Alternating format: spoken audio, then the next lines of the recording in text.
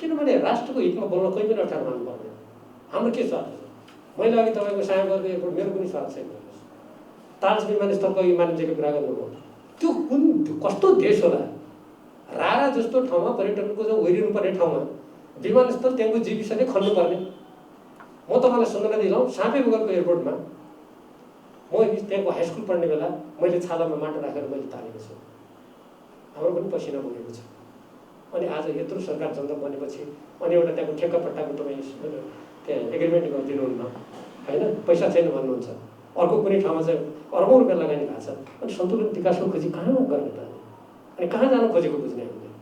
त्यस कारणले गर्दा यसमा के छ भने यहाँ कुराहरू हामीले प्रश्न राख्नुपर्छ। तर तपाईँले एउटा अन्तिममा शब्द प्रयोग गर्नुभयो, मेरो पनि अन्तिम त्यसको लागि मेरो भनाइ छ, राजनीतिक कारणले एयरपोर्ट कृपया नबनाउनुहोस्।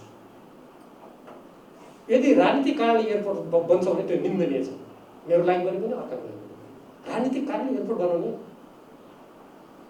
कहाँ जान्छ यो देश? कुन चाहिँ मन्त्रीलाई मन लाग्यो भोलि म पर्यटन मन्त्री मलाई मान्न सक्छ?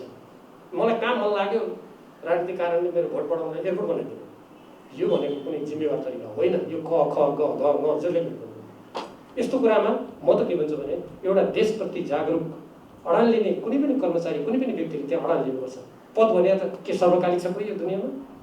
हामी मान्छेको जीवन त छैन, हामी कुन दिन मर्छौँ त्यो त प्रकृतिमा जन्मेको दिन सबैको ठेगान लाग्छ भने जस्तै। अब राजनीतिक कारणले एयरपोर्ट बनाउने तपाईँहरू जस्तो सिद्ध हस्त यत्रो ज्ञानी बुझिएका मान्छेहरूले ल हजुर राजनीतिक कारणले पत्र त्यही कारणले त बिग्रिन्छ त। अडान लिनुहोस् न, के हुन्छ त?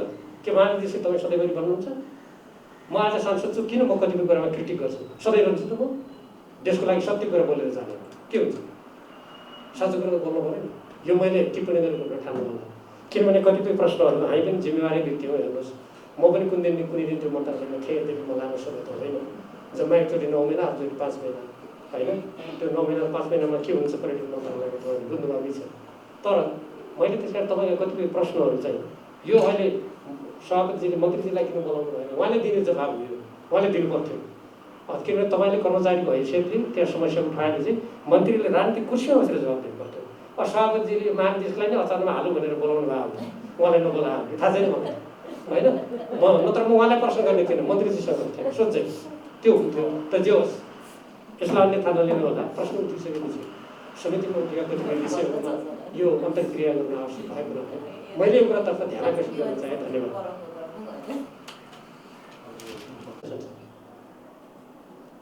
कहीँ जाँदैन, उसको राष्ट्रिय हिततर्फ जान्छ, यो चाहिँ बुझ्नु पर्यो। त्यसपछि गएर अब यहाँ एउटा तपाईँले प्रश्न गर्नु मतलब बडा यो प्रश्न चाहिँ अलिकति मैले भन्नै पर्ने हो क्या। नेपाल जस्तो गरिब देशलाई एयरपोर्टको हैसियत छैन। अब हामी यस्तै बसिरहनु भने त हेर्नुहोस्, एउटा कचरामा पुग्यौँ। अब हामी सांसद हुनुभयो, तपाईँ महानिर्देशक हुनुभयो, संसारसँग क्षमा भइहाल्यो।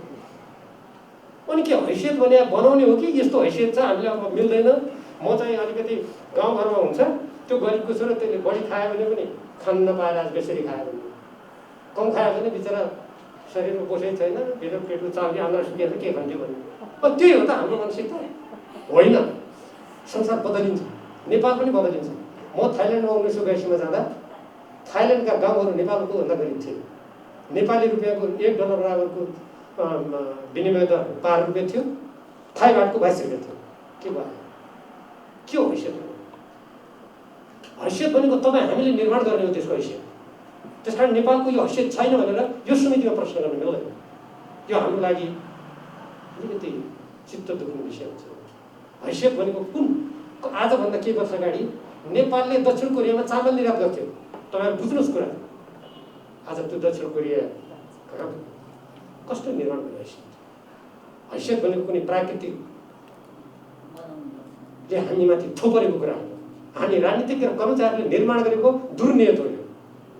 यो बदलिन्छ। त्यसैले यस्तो प्रश्न अलिकति हामीलाई चाहिँ अलिकति यस्तो प्रश्न चाहिँ अलिकति भित्र कता कता बिथोल्छ क्या एउटा। अब अर्को अब यहाँ यो ऋणको कुरा गर्नु नागी डाँडामा थियो। हेर्नुहोस्, म त के भन्छु भने नागी डाँडाप्रति प्राविधिक रूपमा यहाँले अध्ययन गर्नुभयो होला, मेरो कुनै आपत्ति छैन। तर के छ भन्दाखेरि अहिलेको अन्तर्राष्ट्रिय व्यवस्था निजगढ बनाउनुहोस्, त्यसमा त हामीले अन्तर्राष्ट्रिय समितिबाट निर्णय गरेका छौँ होइन। अरू प्राविधिक रूपमा व्यवस्थापिक रूपमा जुडिसले के गर्यो कसो गर्यो त्यहाँ फेरि काम गर्नुहोस्, त्यसमा हाम्रो सबैको समर्थन नै हुन्छ, हामीले भनिसकेका छौँ। म त्यसमा धेरै टिप्पणी गर्न चाहन्नँ, किनभने म त्यसको जानकार पनि विज्ञ पनि होइन, जाने नजानेको कुरामा धेरै बोल्नु पनि उचित होइन। तर म एउटा कुरा के भन्छु भने निजगढ अन्तर्राष्ट्रिय व्यवस्थालाई छिटोभन्दा छिटो यदि कानुनले मिल्दैन भने कानुन ल्याउनु कसले रोकेको छ? चाहिएको छ त आज त नेपाल सरकारले अध्यादेश जारी गरेर त्यो एसिड छाप्ने कारण त ल्याए त को? हामी तपाईँहरू रोक्नु गएको छौँ कोही सपोर्टै गरिरहेको छ। देशको हितको लागि ल्याउनु, हामी सपोर्ट गर्न तयार छौँ नि, कसले रोक्यो त? एउटा गीत छ रमाइलोको लागि छ, डाडु पुण्य तेरा हात नफा भन्नेको छ। यो गीत मार्मिक छ। तर यहाँको अन्तर्राष्ट्रिय जुन विमानस्थल छ, यो अन्तर्राष्ट्रिय विमानस्थलका सम्भावनाको सबै एक्सप्लोर भएको छ त। ल मानिसले घरमा गएर एक्लै सोच्नुहोस्, पूर्वपट्टिको त्यो घरहरू म त थाहा छैन, त्यहाँ क्लियर छैन।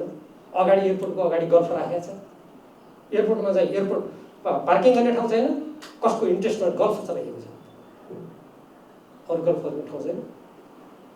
यहीँ गरौँ न, यो 17 अरब सोफ्टली लिनुपर्ने भने ल 17 अरब लगानी गर्नु तपाईँ महानिर्देशक भएर, त्यहाँ लगानी गर्नु, त्यहाँ सबै मैले अघि भनेको योजनामा जानुहोस् त, त्यहाँ कति त्यसले एडजस्ट गर्छ। अब भएको अगाडिको सदुपयोग नगर्ने, भौतारिएर कहाँ जाने, अनि विवादमा पर्ने, अनि दोष चाहिँ एउटाले अर्कालाई दियो, अनि टिम पाउनु जस्तो भयो, त्यो हो। तर एउटा कुरा त्यो भने म ध्यान आकर्षण गर्दै गर्न चाहेँ, अब कसरी अगाडि बढेको छ, हामी कसरी जाने, सिङ्गापुर विमानस्थल कसरी चलिरहेको छ भन्नुभयो, म भन्छु उहाँले भन्नुपर्थ्यो कसरी चलिरहेको छ। तर म यो भन्छु सिङ्गापुर एयरपोर्ट चाङ्गी एयरपोर्ट हो त्यसको नाम, त्यो चाहिँ चाङ्गी एयरपोर्ट ग्रुपबाट सञ्चालित छ। चाङ्गी एयरपोर्ट ग्रुपमा को छ भन्दाखेरि त्यहाँको घरेलु विमानस्थल जस्तै सिङ्गापुर एयरलाइन्सको cargo, silk air, scoot, jet star, Asia airways and BOC aviation, यति मिलेर चाङ्गी एयरपोर्ट ग्रुप बनेको छ।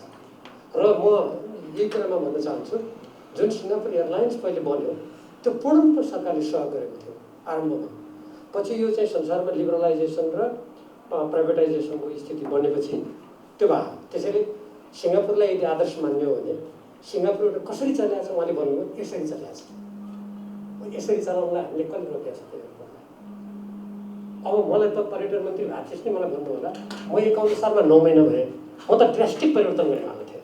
मेरो योजना सुन्नुहोस्, अहिलेको गल्फ कोर्सलाई मैले विमानस्थलभित्र हाल्दै थिएँ यदि 9 महिनामा नहटाइएको भए, र पूर्वपट्टि महानिर्देशकले त्यो भन्नु भएन। नागी डाँडा आएको कुरा त गर्नुभयो, तर हाम्रै गोचरण डाँडाको पूर्वपट्टिको हामीले अधिग्रहण गरिसकेको जग्गाका घरहरू तपाईँहरूले अहिलेसम्म हटाएको छैन। यदि मेरो नलेज मतलब मेरो जानकारी अभाव छ भने तपाईँलाई खण्डन गर्नुभयो हुन्छ। किन नहटाएको? 10 अरब 17 अरब चाहिँ जापानसँग चाहिँ सोफ्टली लिने कुरा गर्ने, अहिले गल्फ कोर्सलाई भित्र हालेर हाम्रा चाहिँ तपाईँले जति पनि अहिले बनाउने भन्नुभएको छ, अहिलेको डोमेस्टिकलाई अहिलेको इन्टरनेसनल डोमेस्टिक बनाएर अनि अहिलेको डोमेस्टिक भएतर्फ इन्टरनेसनल गल्फ कोर्सलाई भित्र हालेर त्यो गल्फ कसको फाइदाको लागि चलाएको त? त्यसले भयङ्कर पर्यटन विकास भएर निकाल्नु नि हिसाब। त्यो गल्फ कोर्स हुँदा कति फ्लाइट, म यो अब यो यति गएर कुरा के गर्नु यहाँ होइन, त्यो समय पनि छैन। त्यसैले म अरू एयरपोर्ट संसार कसरी अर्थव्यवस्था भन्ने छ अर्को प्रश्न गर्नुको, संसार भनेको कुन संसार? सिङ्गापुर संसार कि, चिनको साङ्घाई संसार कि, रुसको मस्को संसार कि, स्विजरल्यान्डको जुरिच कुन चाहिँ संसार? संसारबाट त सिक्ने हो मानिसजी। नेपालको संसार अनुसार चल्नुपर्छ। आजको नेपालको सबभन्दा ठुलो कुरा तपाईँले जवाब दिनु भएन कि संसारको कुन एयरपोर्टमा सेक्युरिटी चेक भइसकेपछि भित्र अर्को एयरलाइन्सले चेक गर्छ मलाई भन्नुहोस्। संसार कहाँ पुगेको छ भनेर हेर्नुहोस्, प्रश्न यहाँ चाहिँ नगर्नुहोस् कृपया। होइन, हामी पनि संसार बुझेकै मान्छे छौँ। संसार भनेको सापेक्षिक कुरा हो र आफ्नो देशको सापेक्षतामा अरूबाट सिक्ने हो।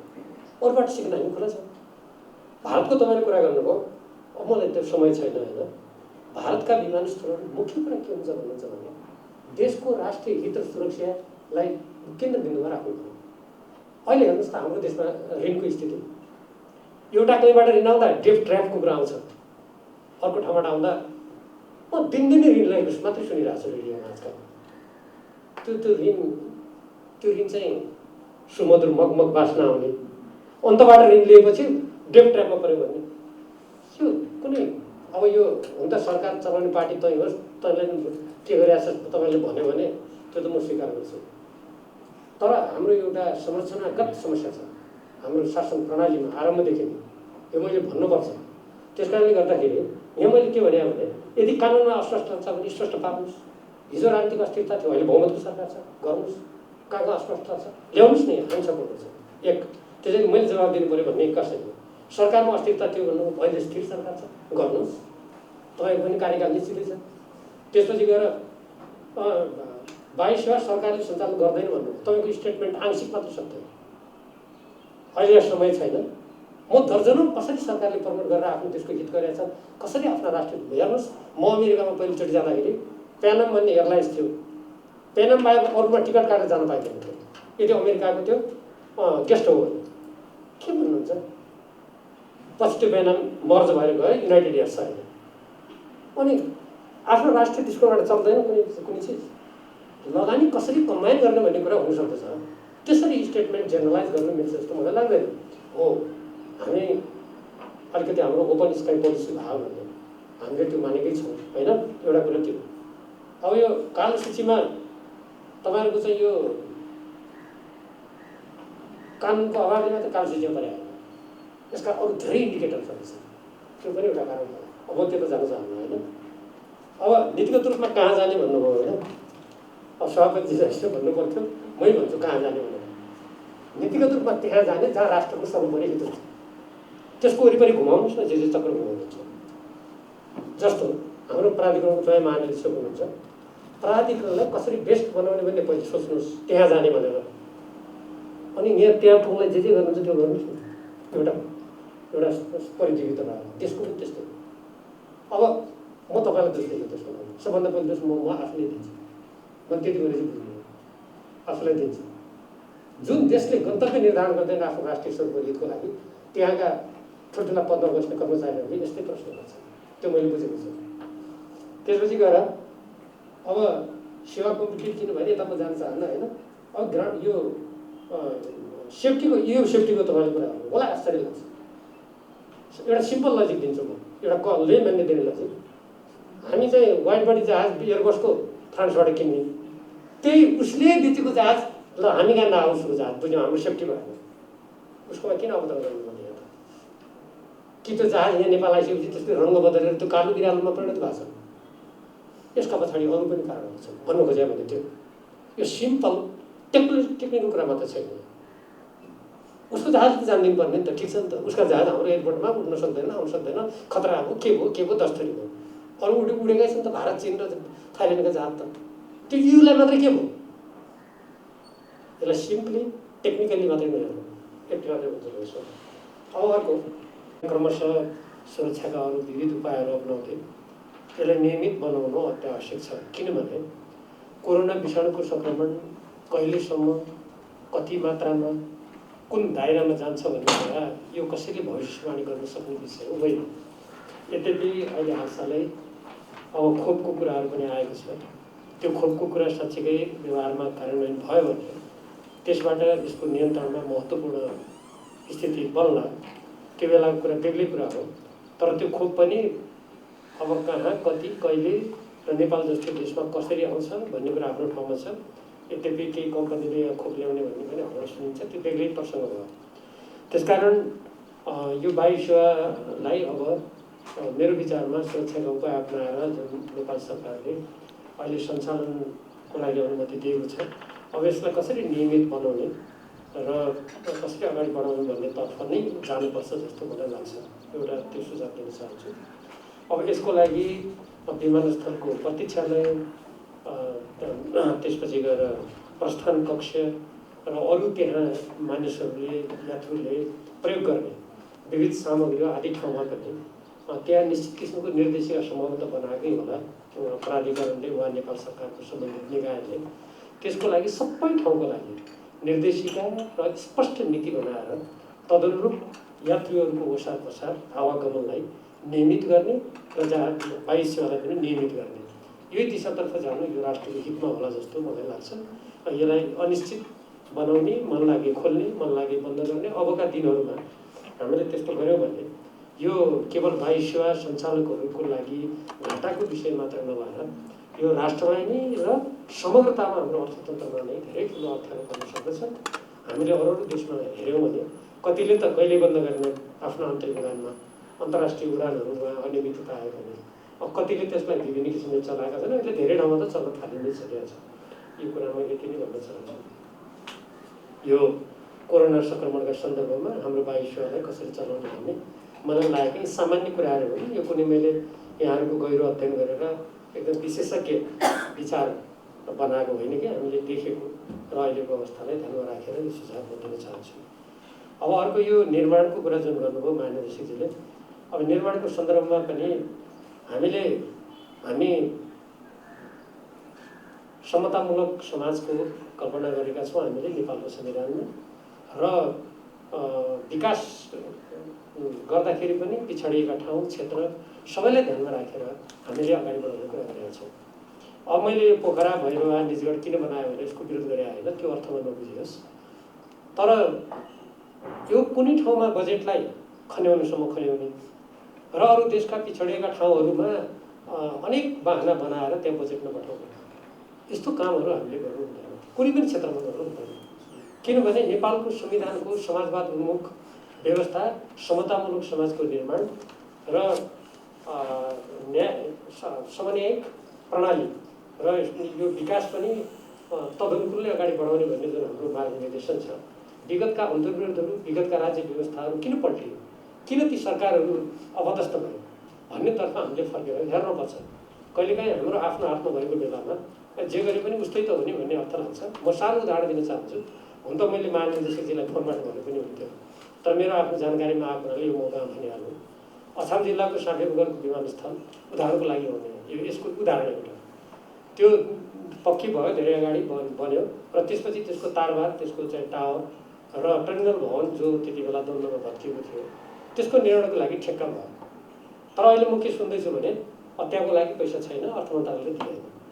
अनि कुनै पनि ठाउँमा मल्टिबिलियन प्रोजेक्टहरू दिनु मिल्ने, चलाउन मिल्ने, ती ठेक्काहरू अगाडि बढ्न मिल्ने, त्यहाँको लागि नमिल्ने, पैसा नहुने कि त कहीँको लागि हुनु भएन।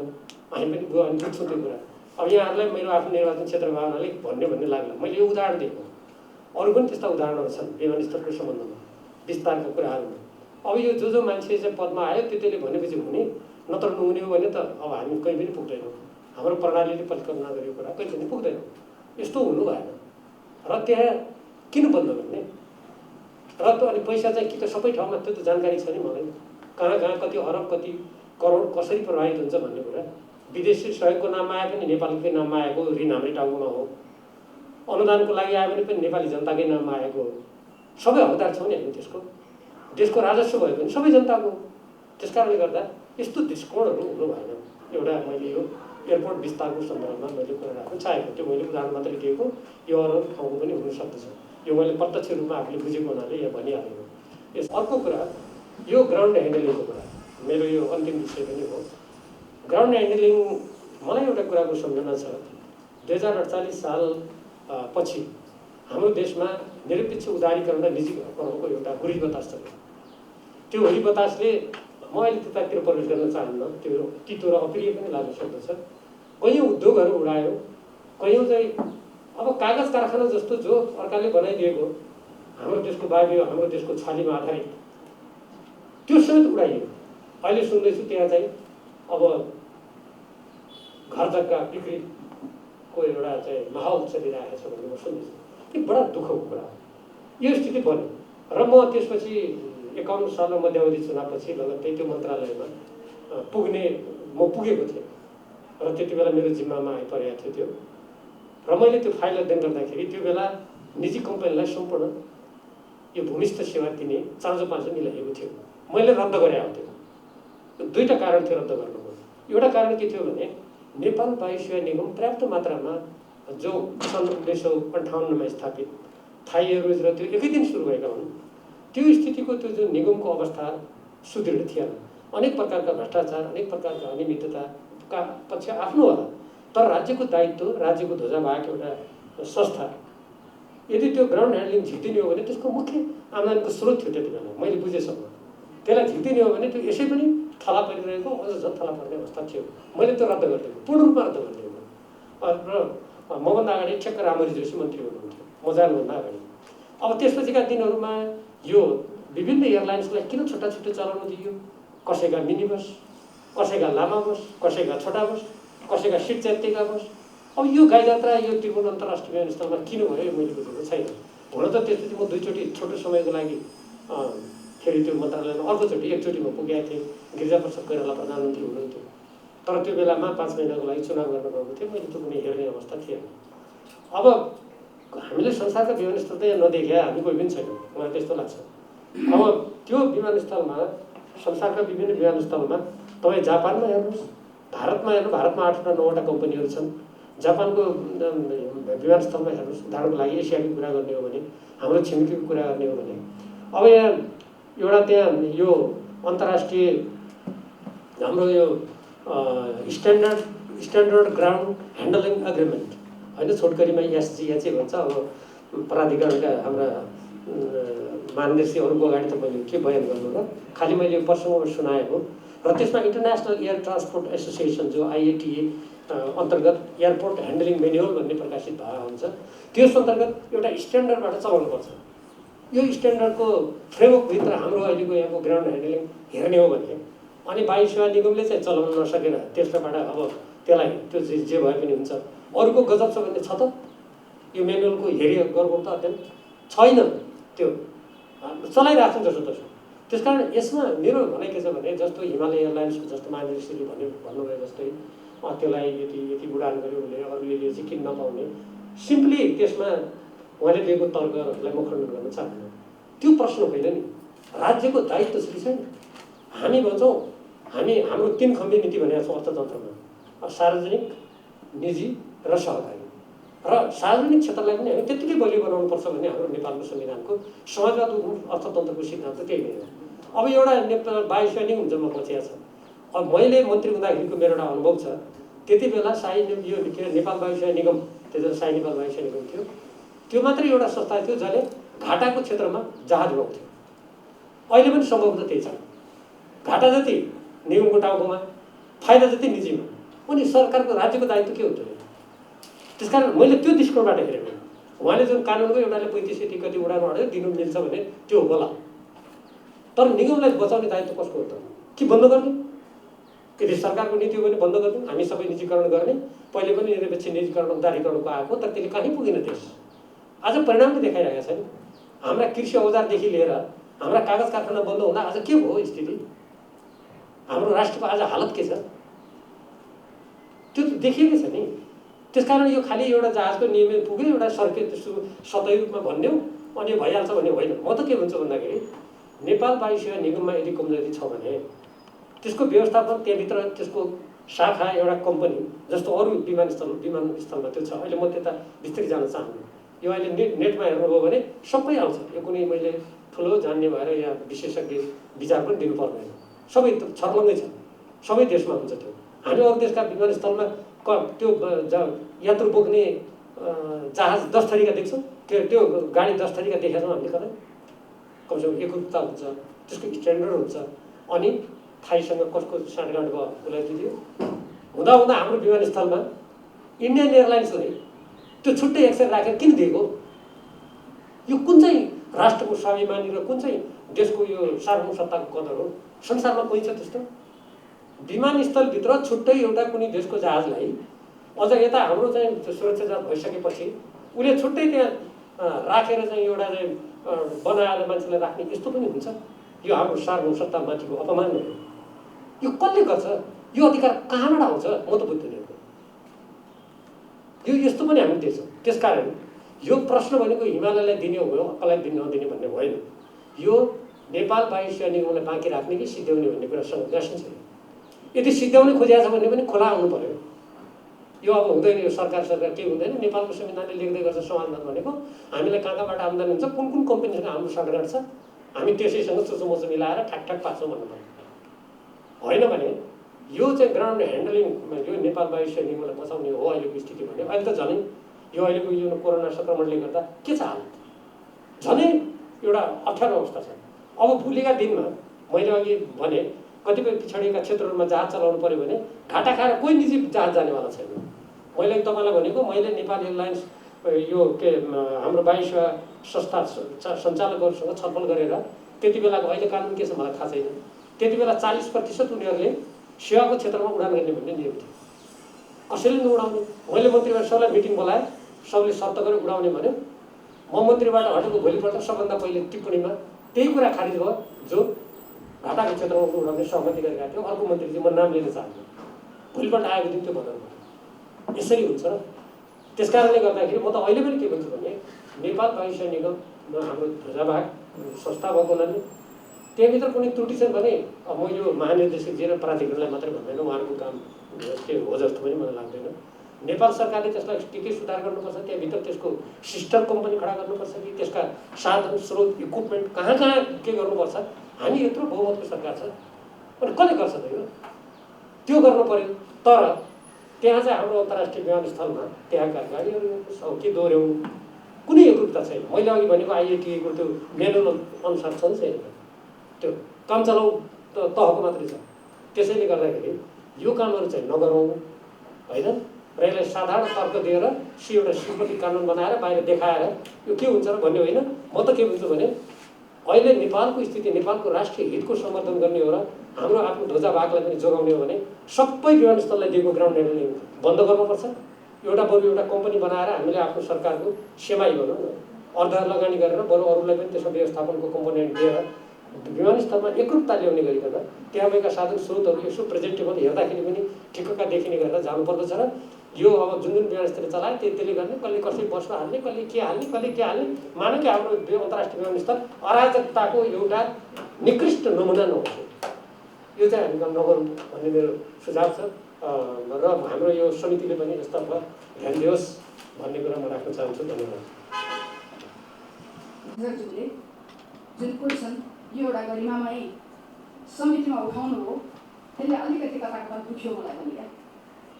किनभने अन्तर्राष्ट्रिय क्षेत्रलाई हेरौँ, अरू देशलाई हेरौँ, विदेशलाई हेरौँ भन्ने सन्दर्भमा होलान्, विदेश त विभिन्न किसिमले चाहिँ विकास भएका होलान्, त्यहाँ बेग्लै किसिमको स्थिति होला। तर एउटा सम्पन्न घर परिवारको मान्छे र एउटा गरिब घर परिवारको मान्छे आखिर दुईटै परिवारका मान्छे त खाएरै बाँच्छन् होला नि, होला 84 व्यञ्जन खान्छन् होला। त्यो ठुलो परिवारको मान्छेले सानो परिवारको मान्छेले बाँच्नको लागि त खान्छ नि। यसले गर्दा हाम्रो देशको माटो सुहाउँदो, यहाँको अवस्था सुहाउँदो किसिमको चाहिँ हामीले चाहिँ एयरपोर्ट सञ्चालन गर्न किन हामी सक्दैनौँ?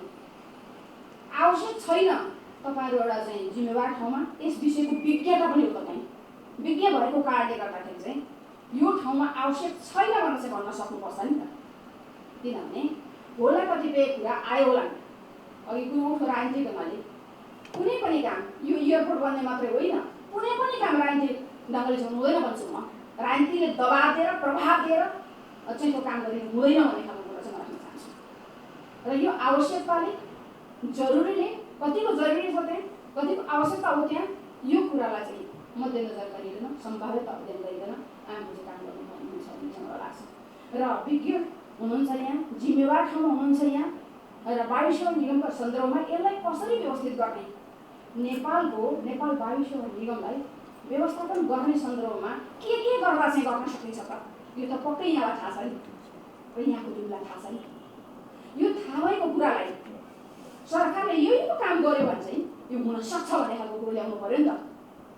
होला कानुन चाहिँ अपर्याप्त होला, त्यसलाई पर्याप्त बनाउन के गर्नुपर्ने हो, यो कुराहरू चाहिँ यहाँले ल्याउन सक्नुहुन्छ। होला कतिपय कानुनमा तलमाथि केही त्रुटिहरू होला, त्यसलाई सच्याउनु पर्ने, संशोधन गर्नुपर्ने छ भने त्यसलाई संशोधन गरेर चाहिँ अगाडि लैजाँदाखेरि त्यसलाई गर्न सकिन्छ होला। त्यसरी हामी चाहिँ अगाडि लैजान सक्छौँ नि त।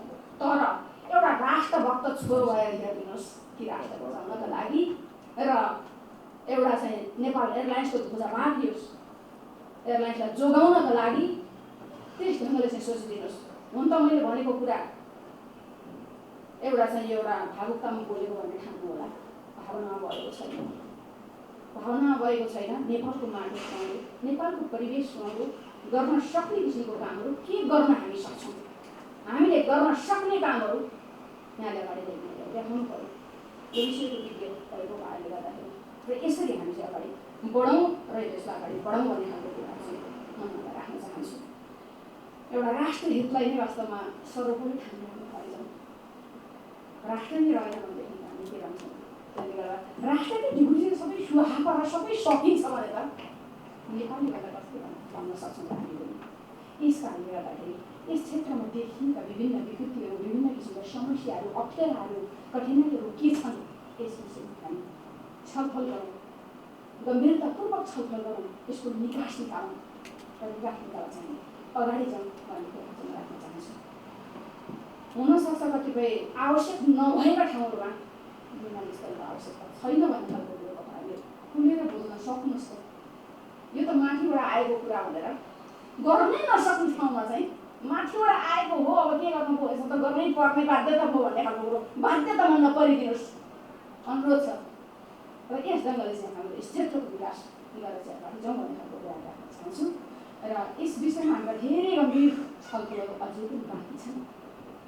यसमा हामीले सुधार पनि आवश्यकता पनि हुन्छ र मन्त्रीज्यूले पनि बोल्नु हामीले त्यो ध्यान राख्नुपर्ने आवश्यकता पनि छ। र आज समय दिनुभयो, आइदिनुभयो र यस विषयमा भएका प्रगतिहरू र कोभिडको यस्तो महामारीको बेलामा पनि अत्यन्तै अप्ठ्यारो बेलामा पनि जसरी खटेर यस क्षेत्रमा चाहिँ एउटा काम राम्रो गरिदिनुभयो। विकास निर्माणको कामहरू चाहिँ उत्तरतिर अगाडि बढेका छन्। सानो देश भए पनि धेरै राम्रा कामहरू गर्न हामी सकेका छौँ र नराम्रा कामहरू पनि थुप्रै छन्। यी नराम्रोबाट चाहिँ राम्रोमा आउने सन्दर्भमा चाहिँ हामी सबै एकजुट गरेर चाहिँ लागु हुने खालको कुराहरू महसुस राख्दै यहाँले अहिलेसम्मका सम्पूर्ण विवरणहरू हामीले प्राप्त गरिसकेका छौँ। आवश्यक विवरणहरू फेरि हामी माग गर्नेछौँ। यिनी कुराहरूलाई ध्यान राख्दै यहाँलाई बिदा दिन चाहिँ अनुरोध गरेर बिदा दिएर हामी एकछिन बसेर फेरि सफल गर्नेछौँ। सरकार सबैलाई बाहिर निकालेपछि हाम्रो पत्रकार महोदयहरूलाई पनि खै हामीले चाहिँ गरेका निर्णयहरू अथवा निर्णय पुग्न आज सक्छौँ सक्दैनौँ, निर्णय पुग्न नसके पनि फेरि बैठकहरू बस्न सक्छौँ, त्यसको